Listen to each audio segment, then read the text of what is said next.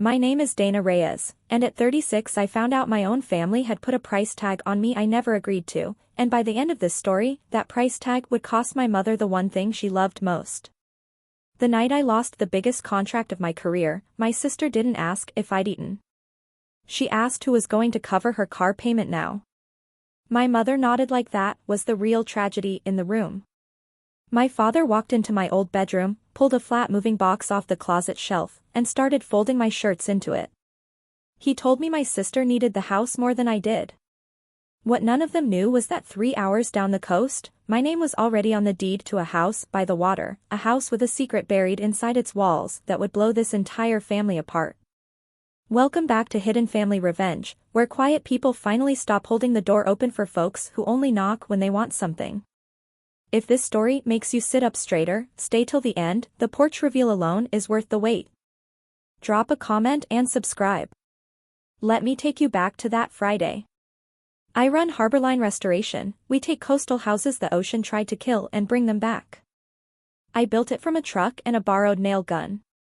So when my biggest client called that morning to say his investor had pulled out, taking a quarter of my year's revenue with him, I didn't fall apart. I've rebuilt houses the sea swallowed whole. I could rebuild a quarter. What actually bothered me was that I'd have to tell nobody, because nobody in my family had ever asked what I did. They thought I did construction. Close enough. I let them believe it. That evening I made the 3-hour drive I made every Friday, inland to Bell Creek, the town I grew up in. My dad had a heart attack 18 months earlier, and I'd moved back into my old room to help. 2 extra cars sat at the curb. Company on a Friday in my family always meant somebody had already decided something about me before I walked in. The screen door hadn't even shut behind me before my sister Kayla said, "So it's true. You got fired." "Laid off," I corrected. The client went under. She didn't care about the difference.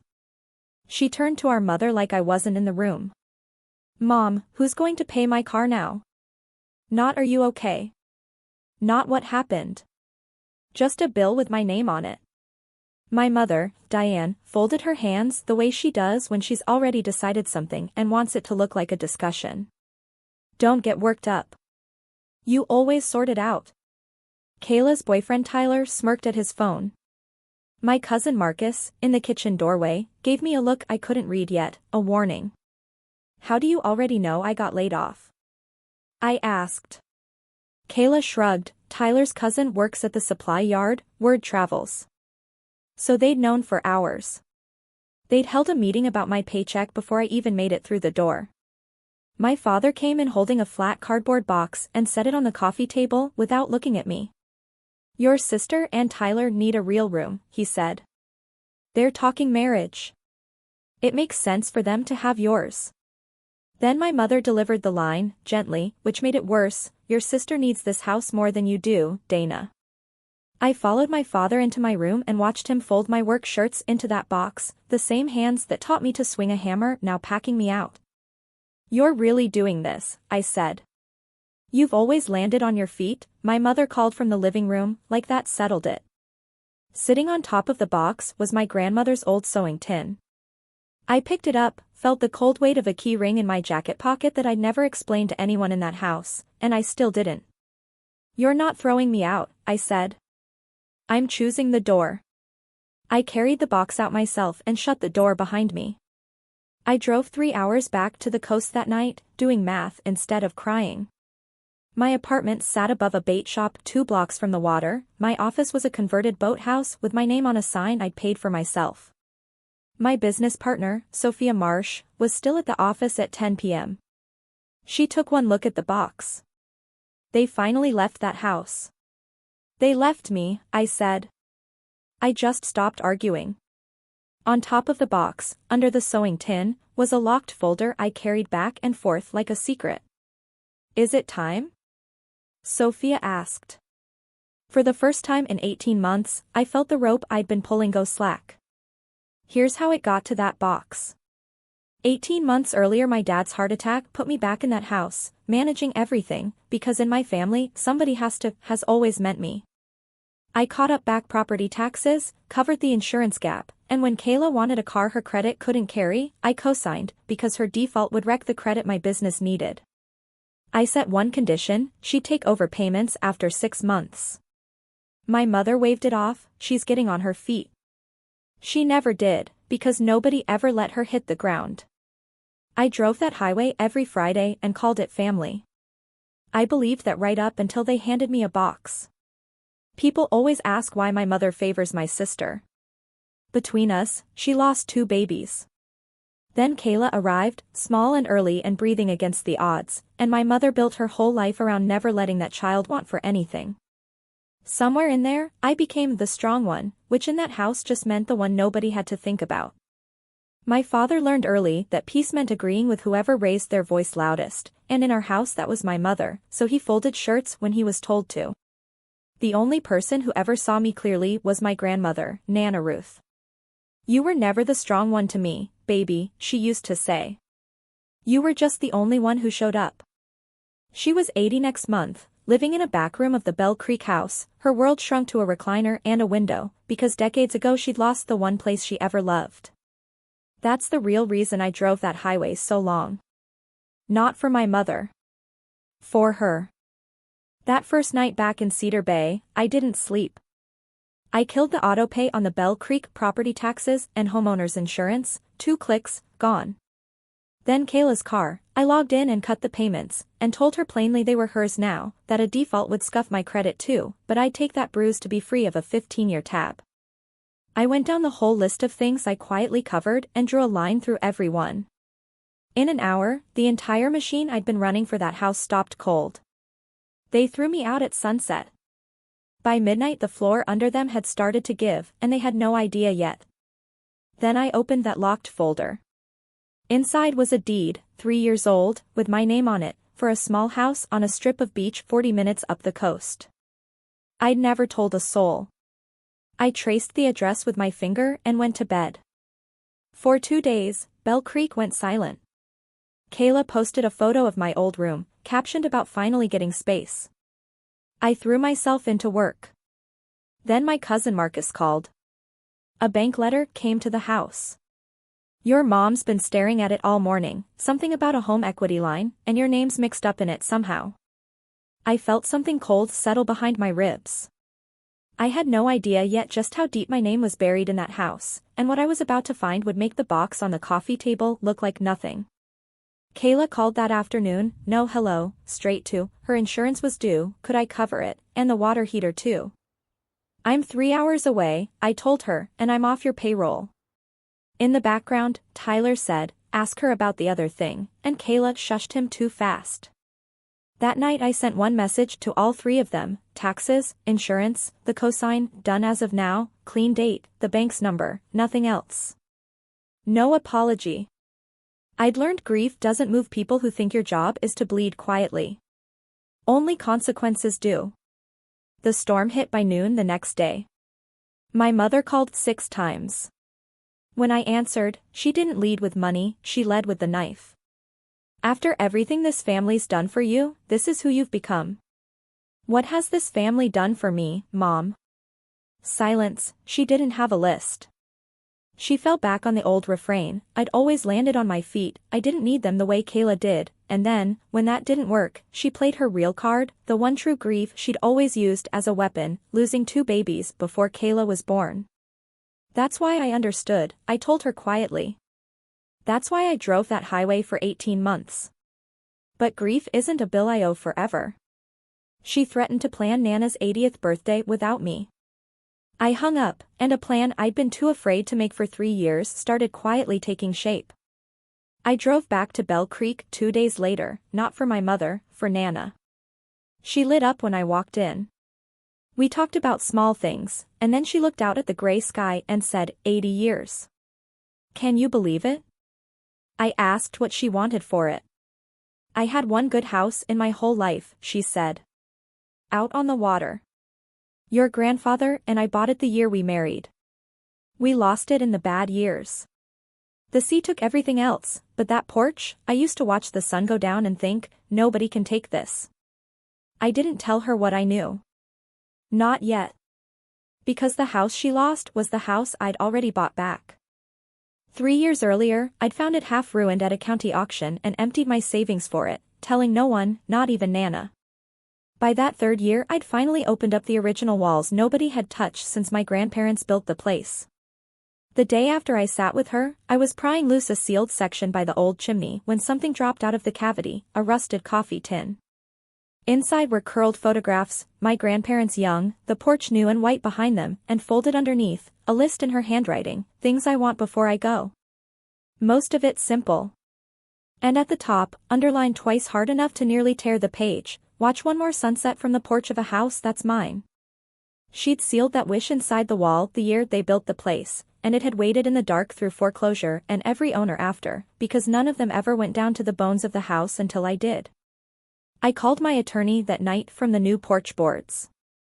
I want to set up a life estate. My grandmother lives there, rent-free, no conditions, for the rest of her life. I keep ownership, the right to live there is hers. It was clean, it was legal, and it was mine to give. I started planning her 80th birthday right there on that porch, and the family that packed my shirts into a box was going to find out where, exactly the same way everyone else did. Because right as I was planning it, my phone buzzed with a new inquiry through my company's event rental listing. The name on the booking request stopped me cold. Diane Reyes wanted to rent a beach house for an 80th birthday party. My mother had no idea the algorithm had handed her my cottage, her own mother's lost house, restored beyond recognition, and she was trying to pay me to use it. I didn't answer right away. I wanted to be sure I had the stomach for what came next. Before I could plan anything else, Marcus called back, voice tight. He'd found out what the bank letter was about, and I wasn't going to like it. 2 years earlier, my mother had opened a home equity line against the Bell Creek house to fund Kayla and Tyler, his truck, his business idea, the wedding they kept talking about.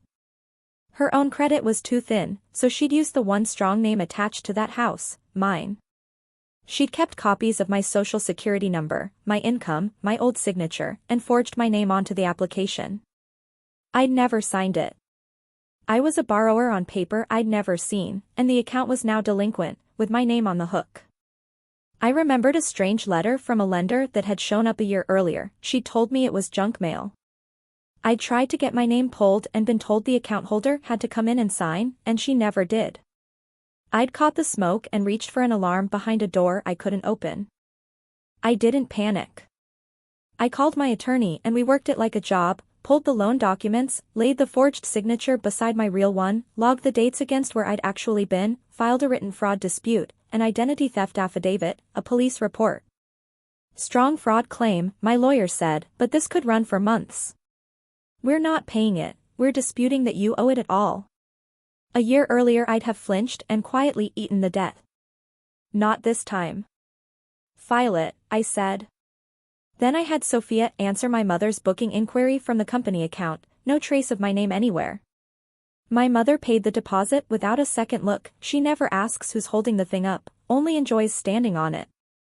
The family was coming to my house to celebrate Nana's birthday, and not one of them would know whose porch they were standing on until I decided to tell them.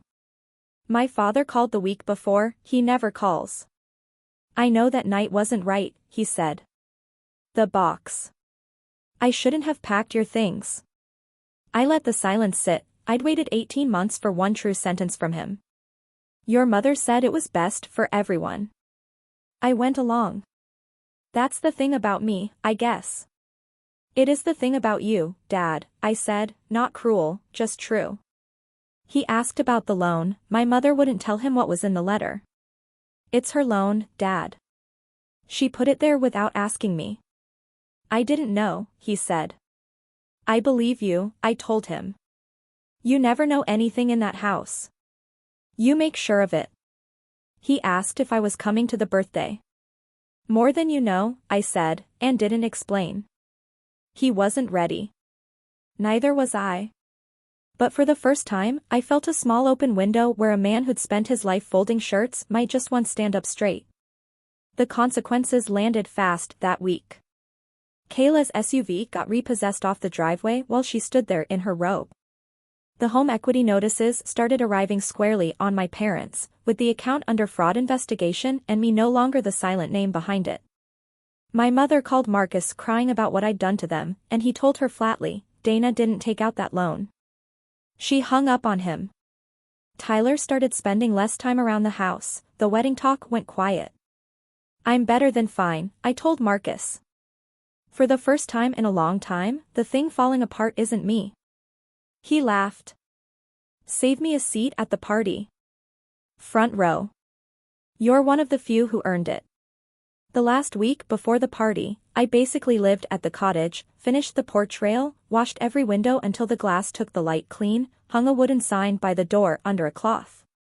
I set the coffee tin on the mantel, the photographs beside it, the list still folded inside where Nana had hidden it 50 years earlier.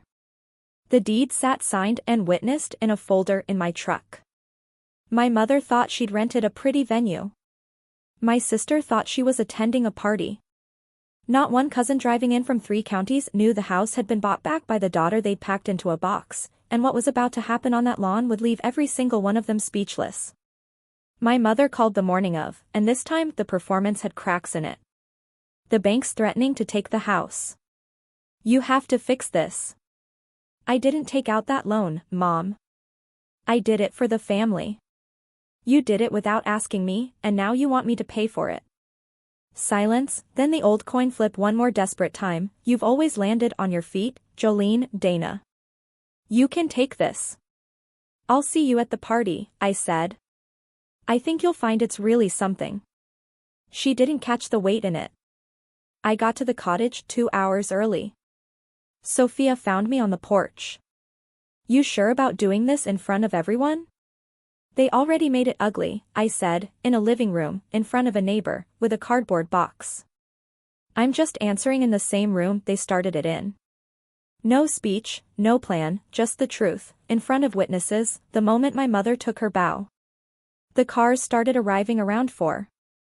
They wheeled Nana up the gravel path, and I watched her face the whole way, the white rail, the lights, the windows clean and shining, and she stopped. Wayne, she said to my father, hand at her mouth. This is my house. My father went still, he'd grown up visiting this porch, and slowly he looked at me. My mother breezed up in her good dress, already performing for the cousins. Isn't it lovely, Mama? I found it for you. Nana wasn't listening, she was staring at the carved sign I'd uncovered that morning, Ruth's porch, her own name in cedar. Who brought my house back, she whispered. My mother, rattled but recovering, filled the silence the way she always does, turned to the whole crowd and took her bow. I wanted Mama's 80th to be special, so I found this gorgeous place right on the water. Nothing's too good for my mother. A few people clapped. I let her have the moment. I let it grow. And when she paused to let the admiration settle, I stepped into the middle of the lawn and said, quiet enough that everyone leaned in to hear it, Mom, you didn't rent this house. The lawn went dead silent. The company you booked through, that's mine. And this is my house. I bought it 3 years ago, at auction, the same house Nana and Grandpa lost. I've been rebuilding it with my own hands. Every weekend you thought I was at a job site. My mother's mouth opened and closed. You work construction, she said, as if that were a rebuttal. I own a restoration company, I said. You never asked. None of you ever asked what I did, you only ever wanted to know what I could do for you. Then she exploded, the performance forgotten, her face going red in front of every cousin and church friend she'd wanted to impress. I'd humiliated her, this was my revenge. It's not revenge, Mom, I said. It's the truth, finally standing up in a room you can't talk it out of. I crouched beside Nana's chair and opened the folder. I brought your house back, and I'm not just giving you today. This says you live here for the rest of your life. No rent, no conditions. The sunset off that porch is yours, the way you wrote it, and hid it in the wall for 50 years for me to find. Her hands shook taking the paper. She read it twice, pressed it to her chest, and made a sound half laugh, half sob. My house. My own house. My mother tried one more time, we're family, that house should be, and couldn't even finish the sentence, the entitlement too naked for the cousins to miss. She reached for the old coin one last time, you've always landed on your feet. I let her see it didn't work anymore. I did land on my feet, I said. Right here, on the porch you packed me away from. You told me my sister needed a house more than I did. You were wrong about which house, and which person. And then Nana, still clutching the deed, lifted her head and said, thin but clear enough for every cousin to hear, Carol, Diane, hush. The girl gave me my porch back. Let her have her say. For the first time in my life, my mother had nothing left to say at all. The facade came down right there on the lawn. An aunt asked too loudly about the loan, the grapevine had carried that too, and my mother flinched like she'd been slapped. Kayla tried to pivot, you're embarrassing us at Nana's party, and I said there's a difference between embarrassing and honest, and this family confuses them often. Tyler had already drifted to the parking lot, suddenly very interested in his phone, the way men like him do when the free ride ends. And then my father moved. 63 years of keeping his head down, and he walked past my mother, put his hand on Nana's shoulder, looked at me, and said, rough-voiced, she's right. Dana's right about all of it. 30 years too late, but he said it. My mother turned to him like he'd betrayed her. He didn't fold this time. Diane, he said. Enough. First time in my life I ever heard him say it. The party dissolved rather than ended. Cousins drifted to the cake, unsure where to look. Kayla came back 10 minutes after leaving because Tyler had driven off without her, and before she left with our parents she said, quietly, I didn't know about the loan. For what it's worth. It wasn't much, but it was the first true thing she'd said to me in years. My parents drove back to Bell Creek to face a house they'd have to save with their own names and their own money now. I stayed with Nana. When the last car crunched off the gravel, I wheeled her to the edge of the porch and we watched the sun go down gold across the water, the deed in her lap the whole time.